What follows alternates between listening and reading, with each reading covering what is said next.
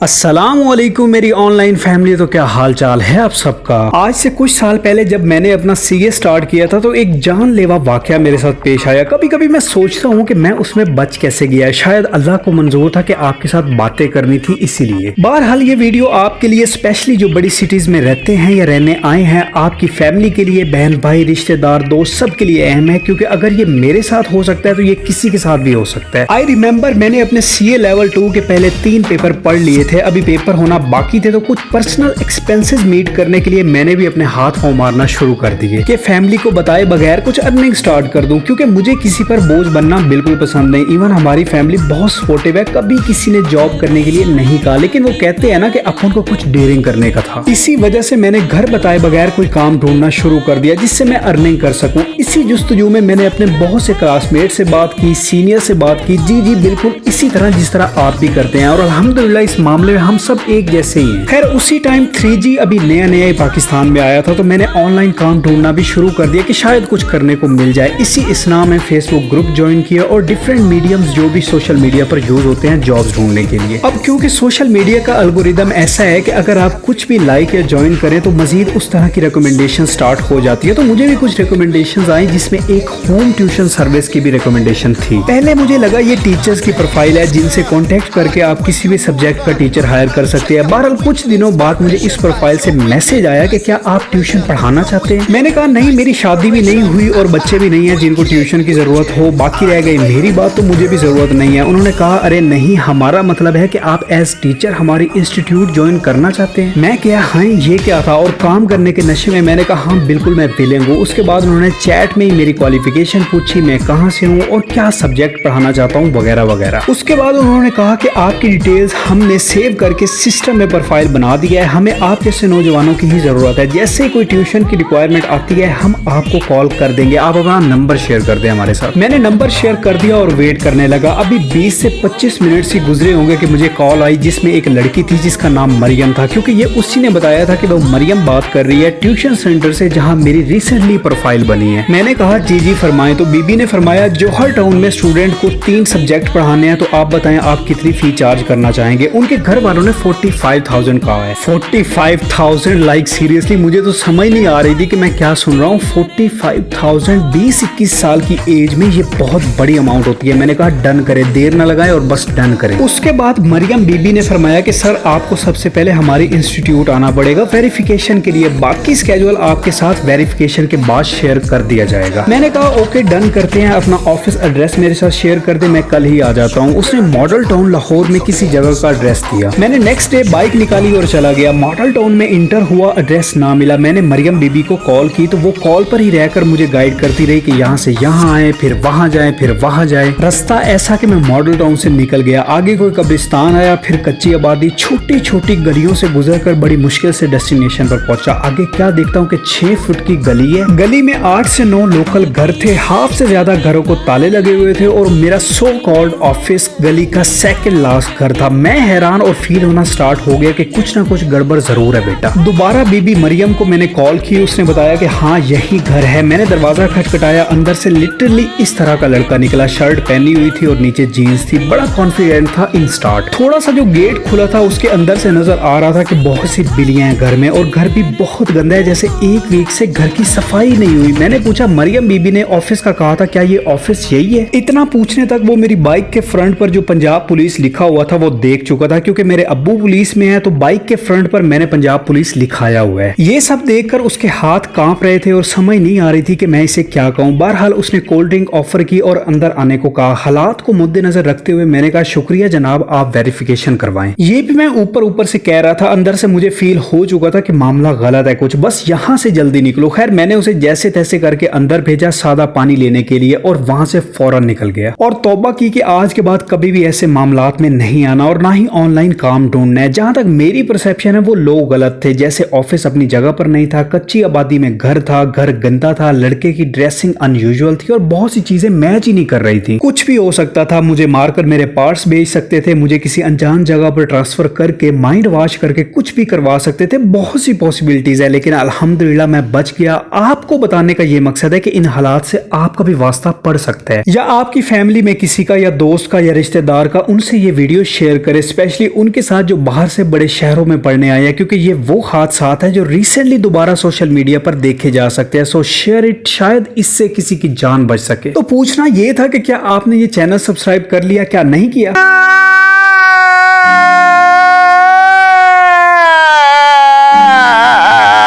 चले शाबाश, ये चैनल सब्सक्राइब कर ले, मैं 5 सेकंड वेट करता हूं।